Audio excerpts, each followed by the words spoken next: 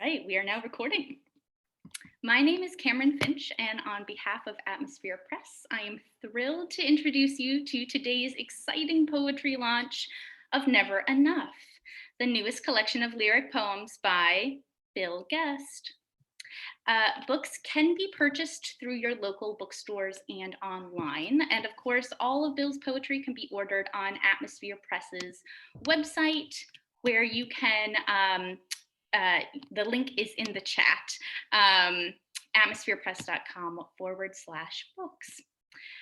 Bill and Jane will both be reading from the book today. So they will be taking turns and you'll be experiencing the poems from multiple voices.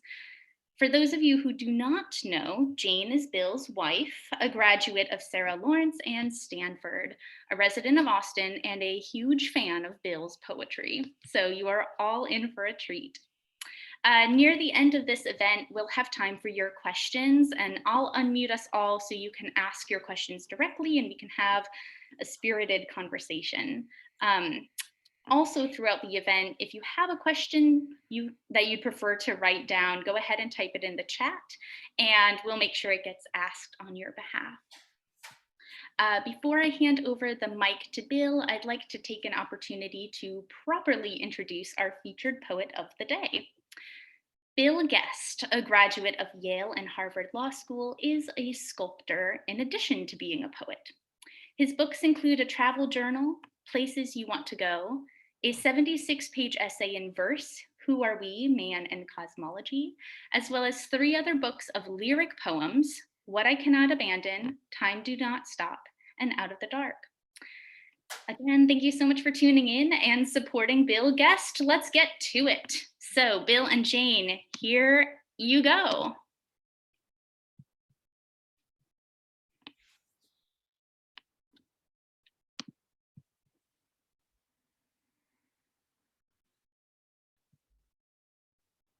Oh, whoops. Yep, if you can unmute yourself. Yeah, perfect. Did you hear me? Okay, I'll Now, start. now we can hear you. All right. First, I want to thank you, Cami, for the great help you've provided from Atmosphere and setting this up. And Jane and I are grateful to you for that. We welcome all of you who are honoring my new book of poems by tuning into this reading.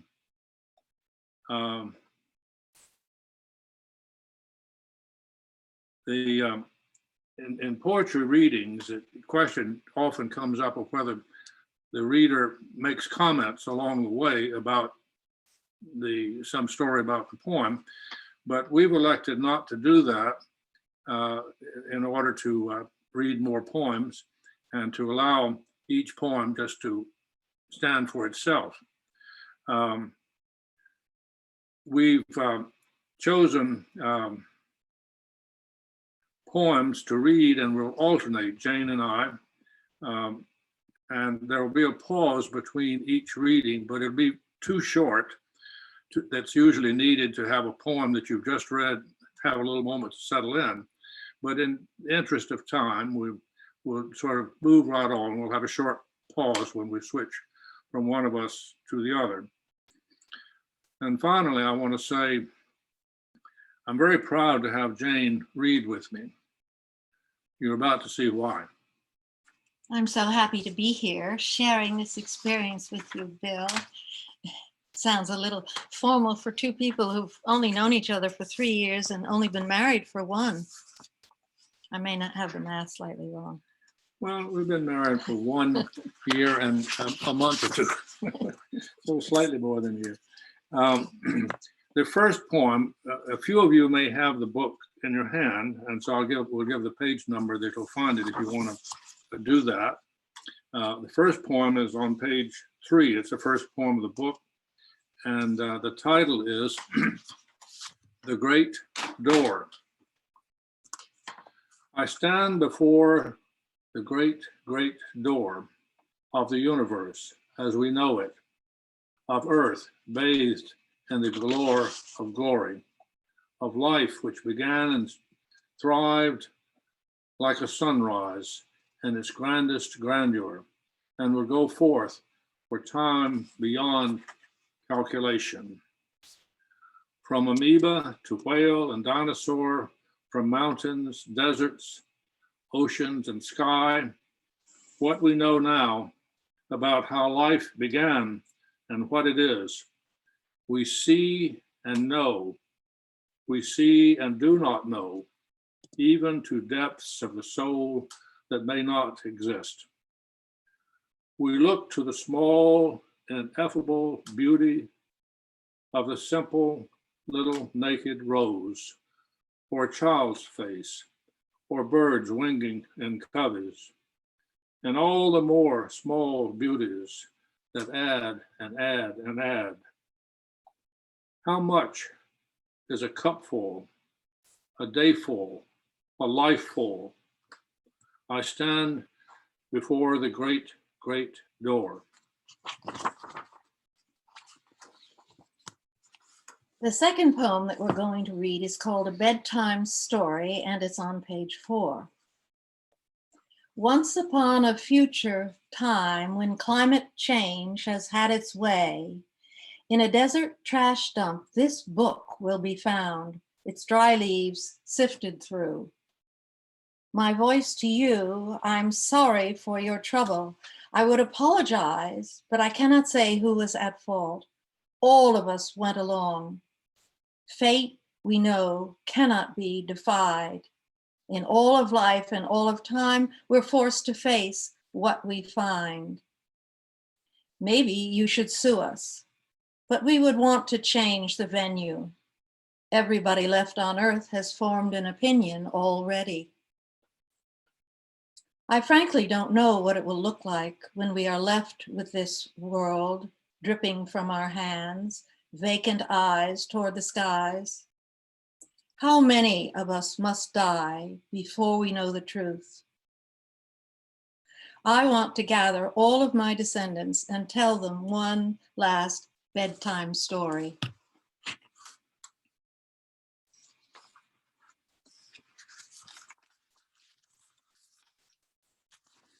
The next poem is on page 14. The title is Belle was rocking in her chair. Jim was, she knew, dead, still sitting in a nearby rocking chair, not rocking anymore. Belle was knitting when she heard his last breath, and not surprised. God was there with her, her companion as always, her belief as pure as fresh made air. In the dim lamplight, getting dimmer, Belle talked with God. Why did Jim and I live our lives together, so long, so close, so final, so nothing else? And why this life? Tenant farmers, our children coming, growing, leaving, season cycling, cotton and corn, cows, chickens and pigs, sun up and sundown. God said, Belle, when I put you there, I had other options, such as a queen or a daughter of writers or musicians. But things were happening fast, and I saw a farmer plowing in a field who, with his wife, would love you. I asked you at the time, do you want to join life as a poor farm girl in Georgia? A hard life. Do you remember your reply? Yes, God, I remember. I said, I'll take it, Lord, I'll take it.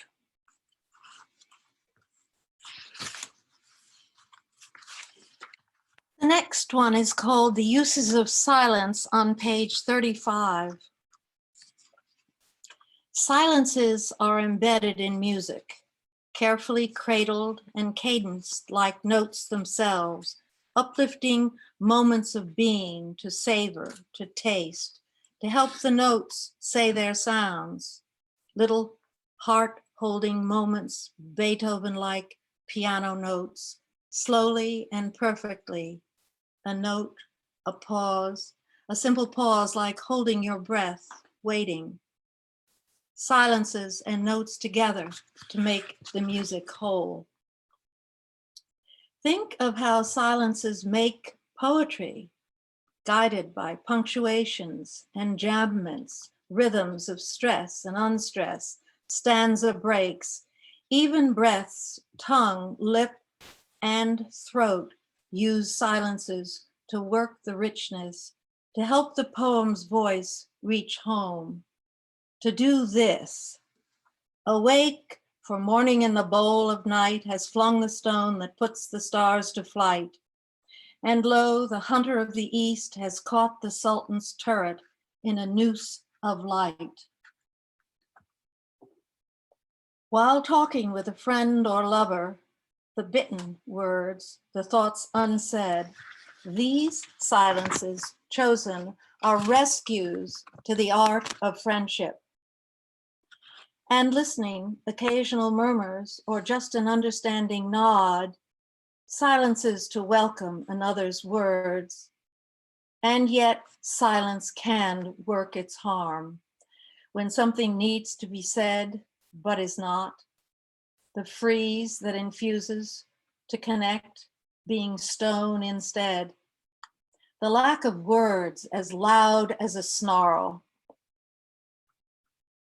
The space of a desert or the peak of a high mountaintop, the hugeness of silence there, the air as still as before the world was born.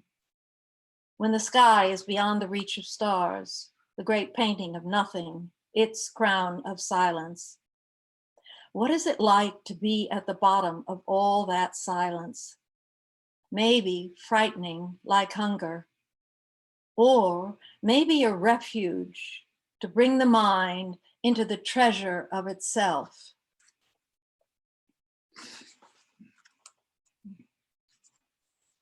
The next poem is on page 50.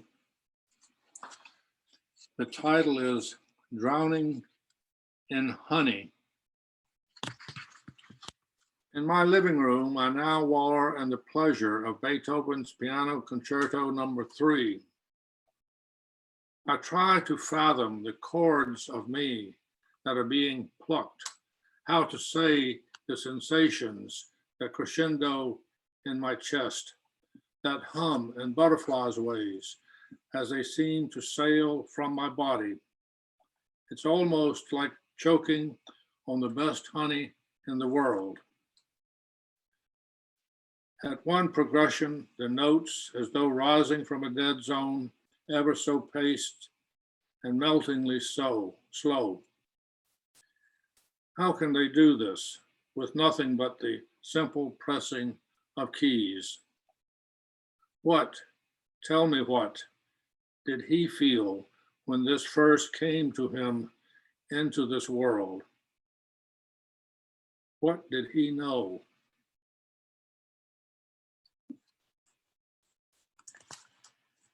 On page 58 is the next poem, Buffalo Bayou. Looking down from my 22nd floor high-rise, gazing at the Buffalo Bayou stream, trees and grass all green, with white and gray banks hugging the water. Sunshine mingles with shadow, pathways threading the sides, the earth splotched with green, brown, black. The water so still as though it has never moved. No voice, no life, just a channel of color made of reflections, giving back the trees along its banks, their shadows cast by the sun like a quilt. So recall the moods and flow of how that stream rises and falls, gouges and rips, floods and destroys. For now, it has stopped breathing, like a python lying in wait, no thoughts of ever rising again. When it flows, its water is brown, and the center of its current is strewn with debris accumulated upstream, now going to the Gulf, showing us its mighty intent of destination. When it pauses, its colors play quietly, moving only at the pace of the sun it harbors, the way water can hold its breath, content to be dead for a while.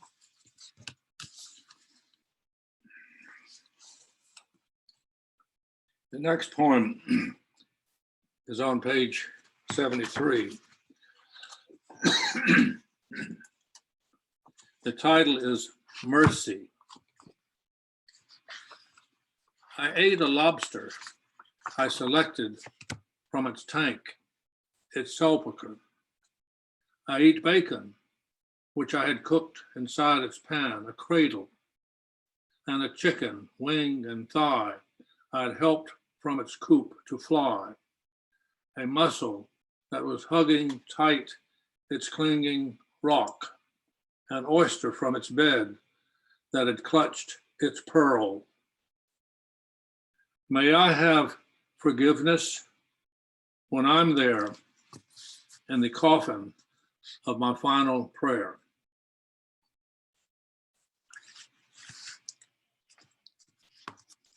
Clouds on page 41. Puff and light and shadow and breeze, slow sailing, blue and blue. Breath, a sky of dwelling clouds, softly rolling streams of wisps and lumps and banks, floating heft right above the head. They nudge and flirt like lovers, slow dancers showing off a dazzling sky. We need to think of clouds with angel hair on a canvas sky that lives like blood and heart and breath and says, come on, paint me. Well, I pity you, for you will never get it right.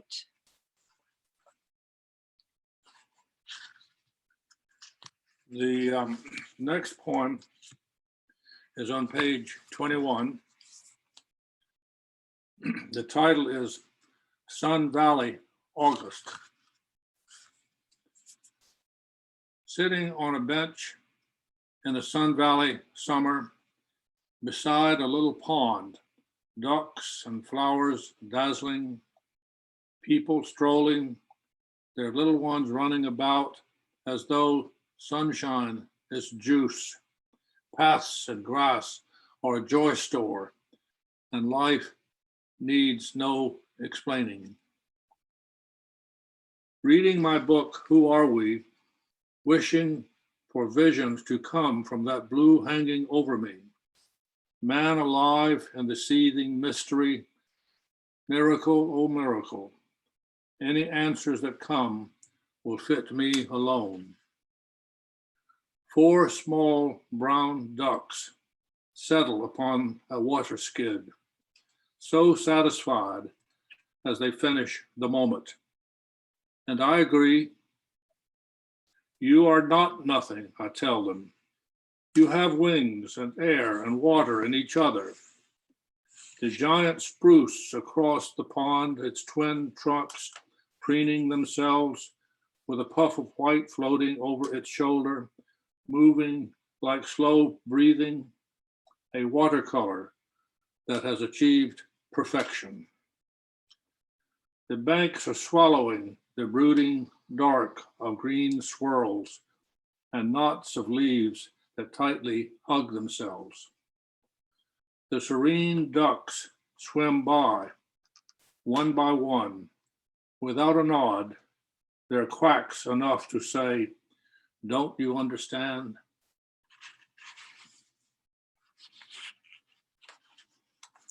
Like bronze on page 27. My mind is my enemy.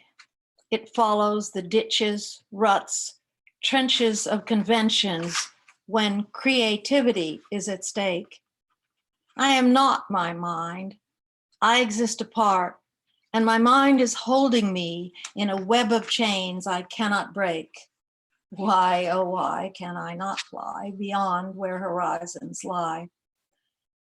I beg for a wild rogue of color or a form or a phrase or line, a metaphor that can stand the world on its head, a bucking rogue unfettered. If only my mind would let me be. But instead, I sit frozen like the thinker, my elbow on the wrong knee.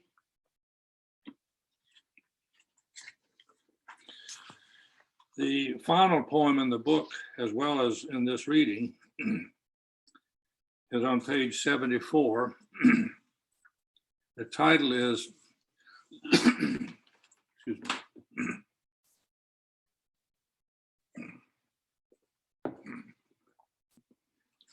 The title is The Last Line. Lying on my deathbed with a poem inside my head, breath come grudgingly. The poem needs a final line.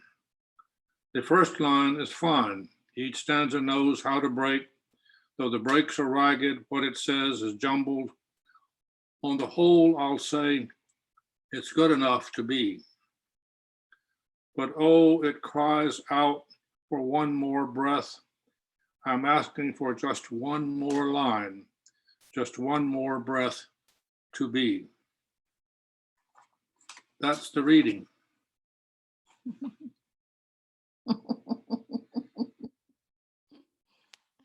Thank you. You are muted. Oh, thank you so much, Bill. Thank you so much, Jane. It's amazing to hear. I've never heard both of you read before, so this has been a real treat for all of us, and it's absolutely beautiful. Friends, we have about 10 to 15 minutes for our audience Q&A. If you have a question, please go ahead and ask our readers. And of course, you can always type your question in the chat and I'll make sure that it gets asked. I have just asked you all to unmute, so feel free to ask away. Bill, this is Gene Connolly back in Connecticut. My, how you have grown. Gene, it's good to see you. We haven't seen each other in a little while. Gene and I were classmates at Yale. And it was only 67 years ago Oh, we last saw each other. So that's not so much time, considering that in one of your poems, you can bring our friendship forward and look forward another 67 years. And I hope you will sing to me next time, but also continue to write poetry of what is wonderful in the remaining days of our great life, where we have many people to love and where we are so grateful and where it is so much fun to sit and listen to your poems and read to the depths of them about our lives. Thank you, Bill. Thank Great you. treat. Very kind words, Gene. I have to insert, Gene. Jane and I were recently in Ojai in California, and that made me think of Jack Zimmerman. You remember? Jack did some work one time for the Ojai Foundation. He lives in Hawaii. So we've been in touch lately, and Jack himself has published a book of poems. I'm so happy. Did he read to you and vice versa? He sent me a copy of his book, which I just received. We've talked on the phone. We were not able, he lives in Hawaii. At the time, I thought he was in California when I was there, but no, he lives in Hawaii. That's really wonderful. And a friend of ours at Yale. And I met you because we tried to have a diversified group. Some of the people, we were all male college then, and some of the men were handsome and some were plain.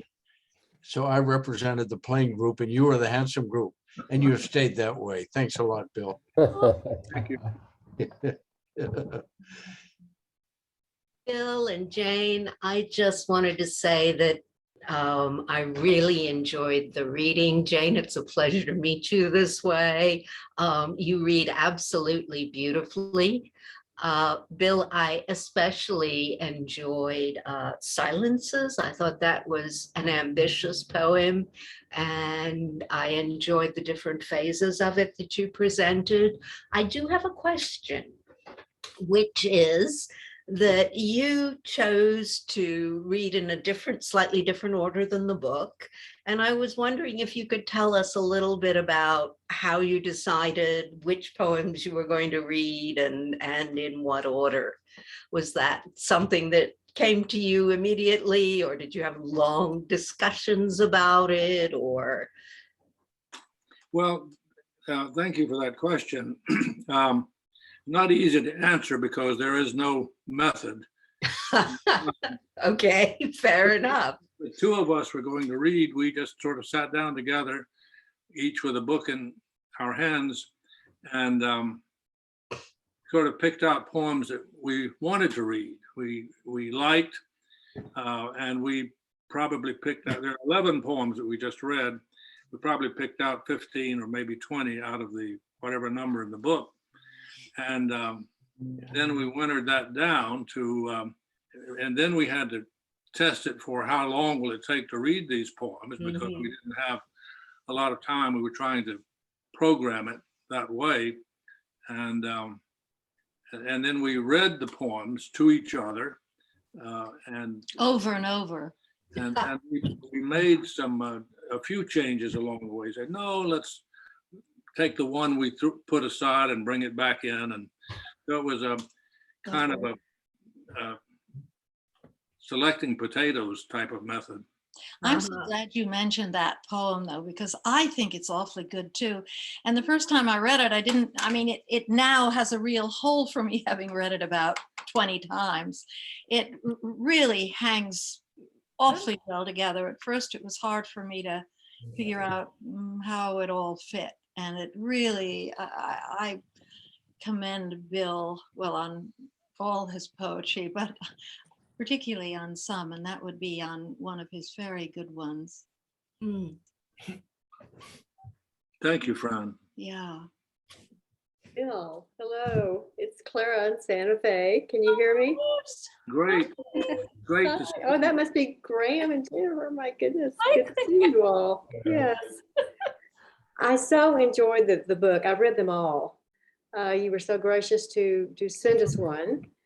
And as it happens, you selected some of my favorites. I loved all of them, but the Sun Valley one, the Silences and the Clouds, and To Taste of Honey. Nature seems to have played a big part. Your observances and inspirations from your natural surroundings, and could possibly, you're spending so much time now with Jane. Hello, Jane. Very nice to meet you. Hello, Claire. Really nice to see you. Your new surroundings with so much nature around you from the photographs that I've seen. Did that have an impact on your poetry?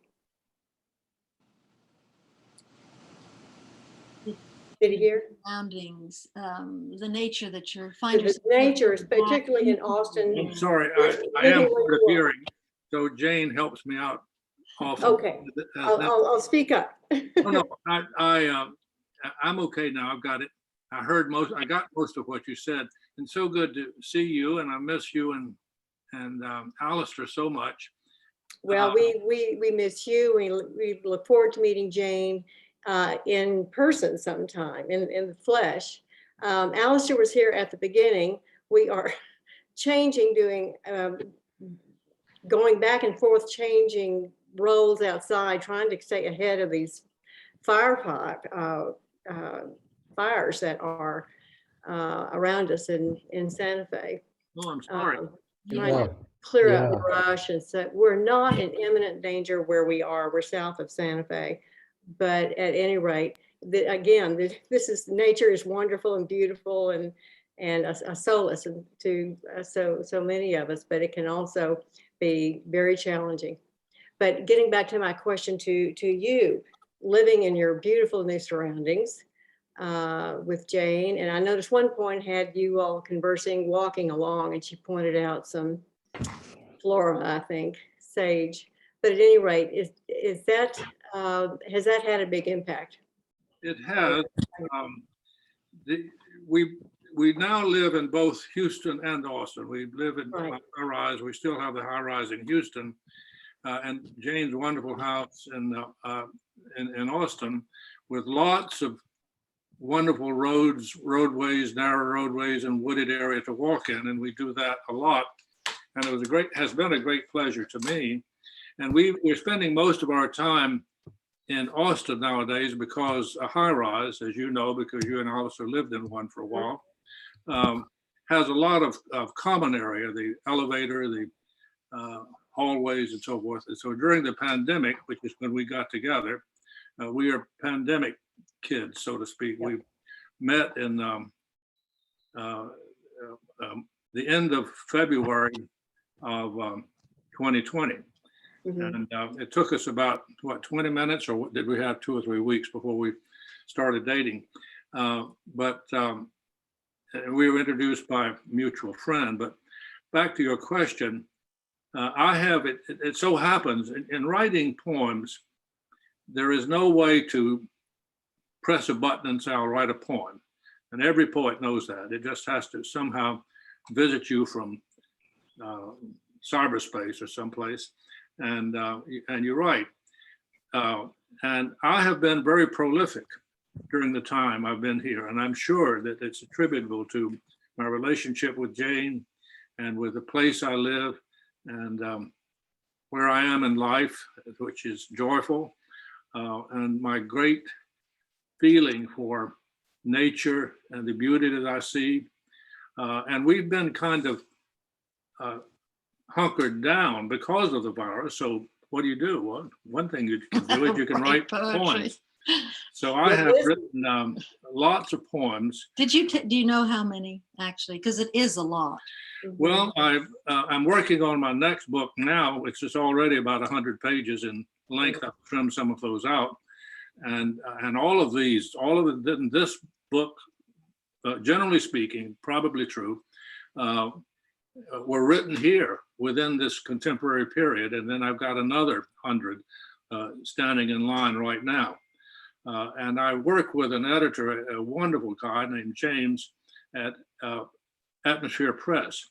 And we work on the poems I've written to edit them and get them ready for print. And James has been, he happens not to be with us today because he lives in Clinton, New York, and his wife's birthday is today, and they've driven down this morning to the city to celebrate her birthday. But there will be a recording, which you'll be able to see later. But yes, I've just written a lot. And did I see Susan has joined us? Hi there, dear. My niece, Susan. So I've just written a lot. I don't know if that answers your question. It does, but obviously the environment, Jane's environment. Yes, I would like to add, yes, the inspiration. Yes. The inspiration. Mm-hmm. Yes, it shows.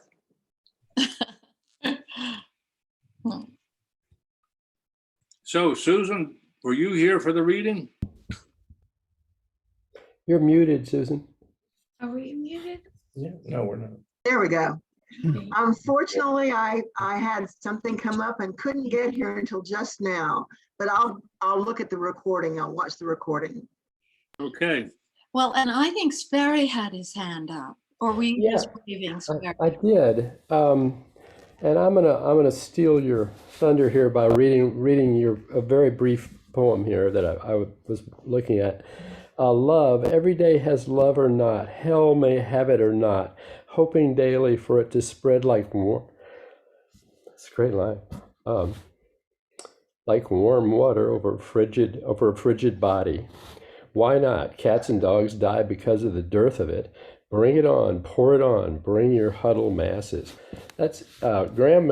You must see how powerful that is. I mean, there's so few words.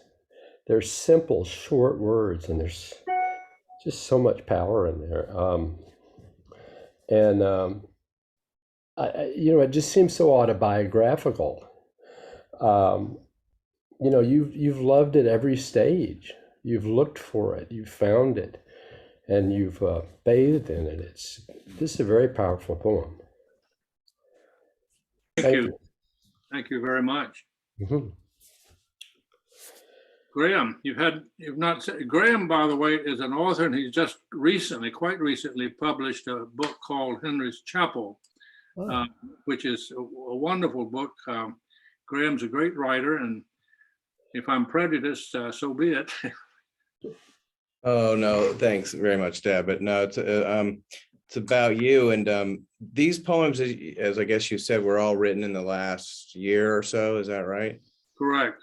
Because I know you've had a backlog, but I guess these are all coming out. So you're lucky in that you are really a fountain of production at this point. So that must be a happy thing. But what I like about, I'm not a poet per se. I know, I try to write songs, and Sperry knows a little bit about that as well. I think the lyrics, you write the music and the lyrics for what your band has done for many years. And I've told you before, I think the lyrics of your songs are poetry. They are, but they have an accompaniment. There's a support system in sound and music. When words are alone, they carry their own music, and they don't have an accompaniment, so they have to do a lot more work.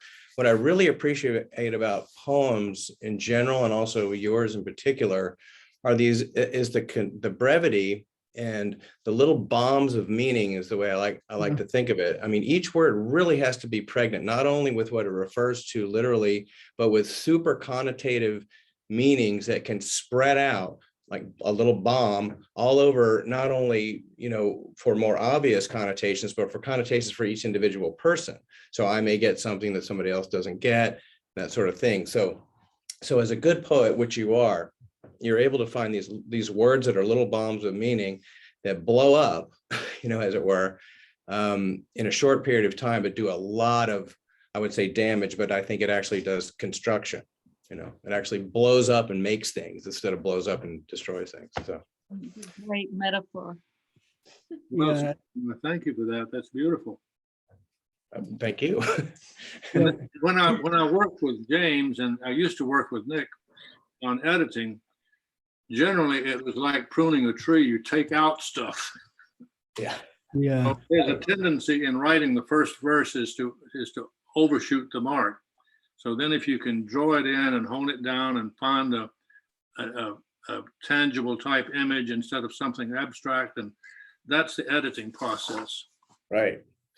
You've got to winnow it down to get these isolated bombs, as it were. Yeah. All right. The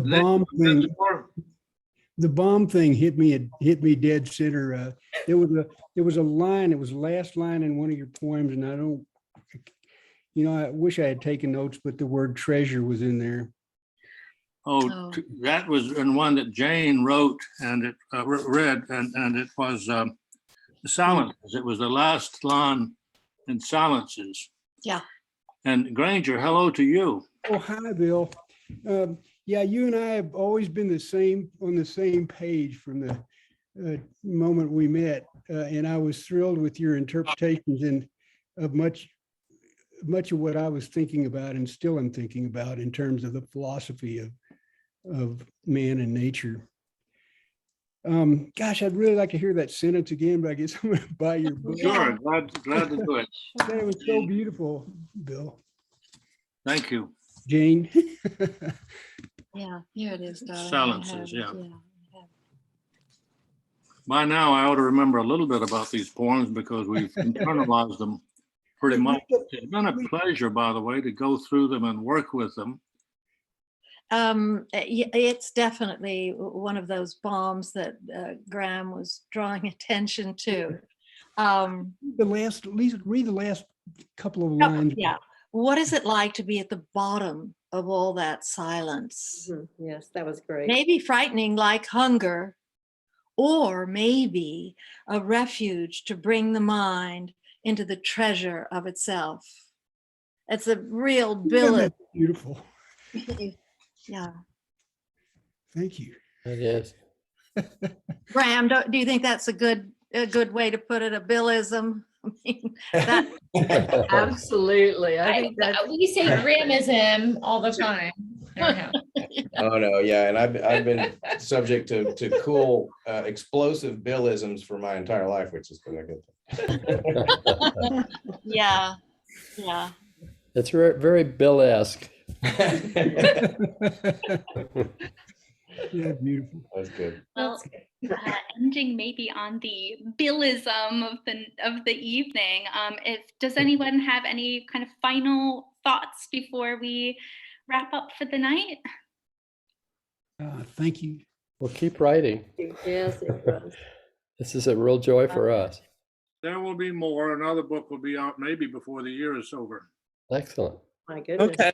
Would you, Bill, like to give us 4 lines of your most recent poem, maybe as recent as 2 seconds ago, just to say goodbye and how wonderful is love and old friends and introspection?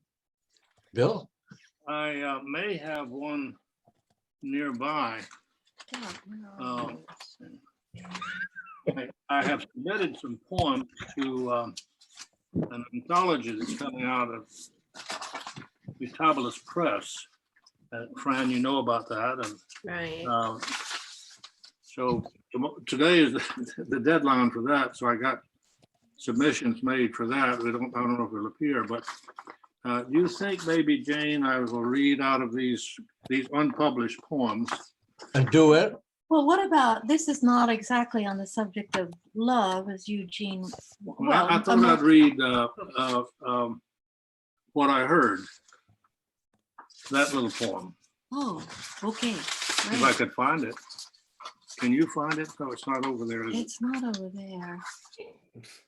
I may have to fail on this. And you know, that seize the day one, which I think Gene would approve. Eugene, sorry. What is that? Seize the day? Well, Easiest play, our load. let's see. Right. No, this is not right. Well, it's always fun sitting Oh, at wait, here, Bill's here. desk. Because There's Foggy Crystal Ball, Margarita Monkey. I think that is this one. Here's what I heard. Here, come on, world. This one, I think, is a good one. Oh, okay, this one is very short, entitled Easy as Play. A show off of sparrow birds in midday.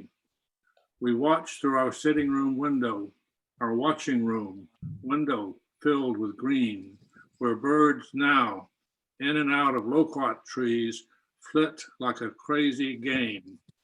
Come on, world, this day is ours. That's a good one. Hey, again. Thank you so much. Thank Thank you you. again so much for everyone for being here. And thank you, Bill. And we certainly, Jane and I certainly thank you all. We It's so good to certainly see you. do. I think maybe we Wonderful. should do this every Saturday afternoon. That sounds like the ideal way to spend a Saturday. And if we had enough poems to provide, he would indeed keep us in poems for many a week. Yeah. And this is a very healthy exercise, I think. Yeah. Don't forget that you can pick up a copy of Never Enough. The link is in the chat. Now you've heard the man. Now read him. And thank you again so much for being here. Have a really wonderful rest of your weekend. And thanks again, Bill and Jane. Thank you, Have a Bill. wonderful Thank night. you so much. Bye, Good everyone. to see you all. We can't keep. Yeah. Hi, Graham. Graham.